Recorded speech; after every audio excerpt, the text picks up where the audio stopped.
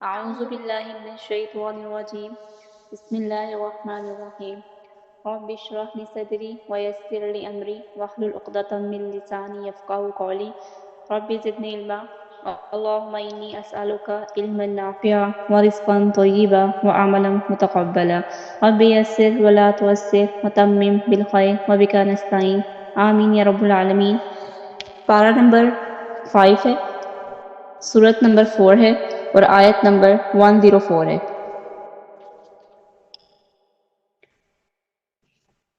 ولا اور نہ تاہینو تم ہمت ہارو فی ابتغاء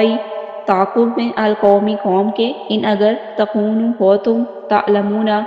تم تکلیف اٹھاتے ہو، فإنہم تو بلا شبہ وہ بھی یعلمون تکلیف اٹھاتے ہیں، کما جیسے کہ تعلمون تم تکلیف اٹھاتے ہو، وترجون اور تم امید رکھتے ہو من اللہ اللہ تعالیٰ سے، ماں جو لا نہیں یرجون وہ امید رکھتے، وکان اللہ اور ہمیشہ سے اللہ تعالیٰ علیمن سب کچھ جاننے والا، حکیمن کمال حکمت والا ہے۔ اس آیت میں اللہ تعالیٰ فرما رہے ہیں کہ اس قوم کے تعاقب میں ہمت نہ ہارو، اگر تم تکلیف اٹھاتے ہو تو بلا شبہ وہ بھی تکلیف اٹھاتے ہیں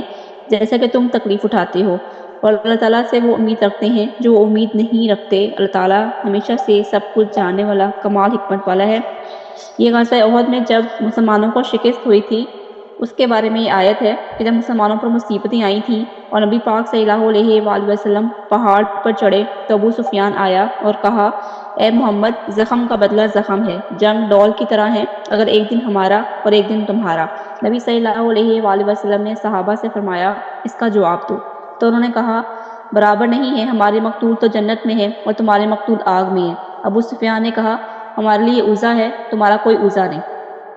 عزا ان کے بت کا نام تھا جس کی وہ پوجا کرتے تھے، تو اس نے کہا کہ ہمارا تو بت ہے عزا اور تمہارا تو کوئی بت ہی نہیں ہے۔ تو رسول اللہ صلی اللہ علیہ وآلہ وسلم نے فرمایا یہ کہو اللہ ہمارا مولا ہے اور تمہارا کوئی مولا نہیں۔ ابو سفیان نے کہا الا حبل، حبل سر بلند ہو، حبل بھی اس کے بت کا نام تھا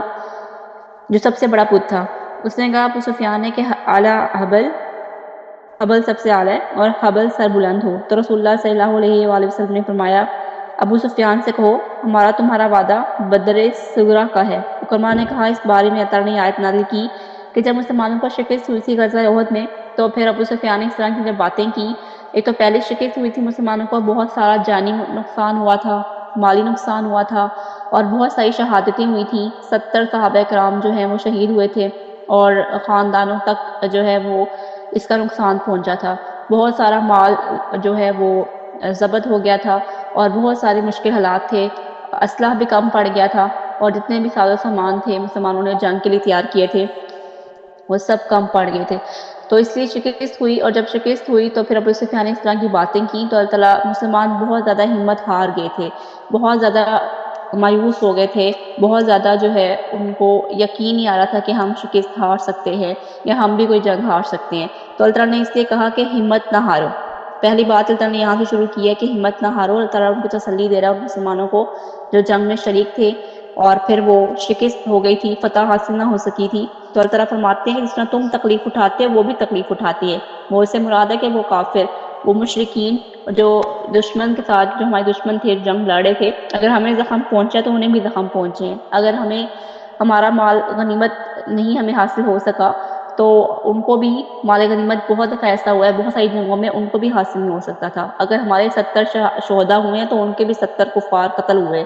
تو اللہ تعالیٰ یہاں پہ یہی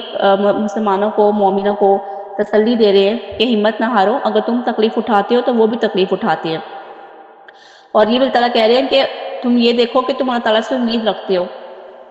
اور وہ اللہ تعالیٰ سے امید بھی نہیں رکھتے، تو کس کا زیادہ نقصان ہوا؟ ان کا زیادہ نقصان ہو رہا ہے کہ وہ جنگ بھی کر رہے ہیں، وہ سب کچھ کر رہے ہیں لیکن اس کے باوجود ان کے لیے جنت نہیں ہے۔ لیکن جب تم جنگ کر رہے ہو، جب تم شہید ہو رہے ہو تب بھی تمہارا رتبہ ہے، تم غازی ہو تب بھی